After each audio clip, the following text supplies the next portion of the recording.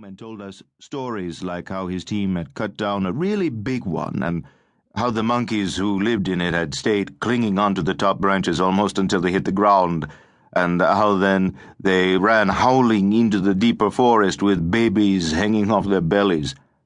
I don't know if that or any of the other stuff he told me was true or not, but I grew up listening to his stories and loving them. So, perhaps, in spite of everything, he did try to stop me. It was my father who set me on the path that brought me to where I am today. During the day, the big yellow tractors that hauled the logs back down the road growled past the town in clouds of red dust that drifted into the square, the plaza, where we played soccer. It was just a big patch of ground between the tin church and the cafe, no grass. We had games that started as soon as we were let out of school and didn't end until our fathers came back in the trucks and darkness was falling. We were all soccer crazy, of course. Actually, it was not just us kids who were obsessed with soccer. The whole place was.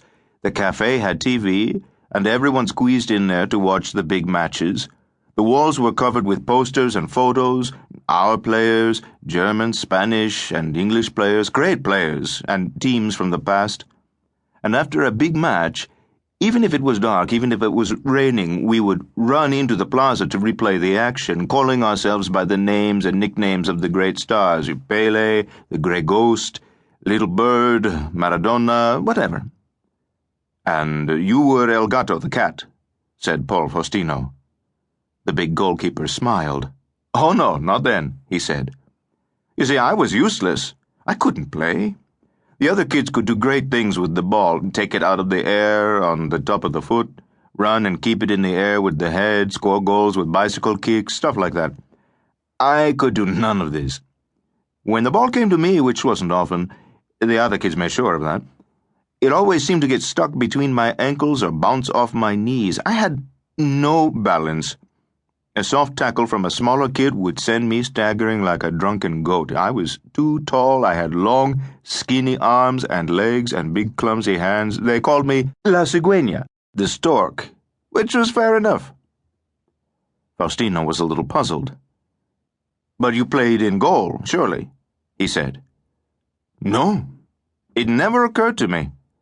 I dreamed of being a forward, of slamming imperfect shots that brought imaginary crowds roaring to their feet. We all did.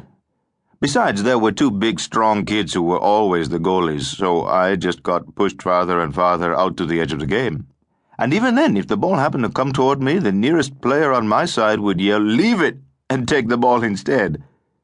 One day, I played for 2 hours and didn't touch the ball once, except for when it hit me on the backside by chance. That was the day I decided to give up soccer. I was 13.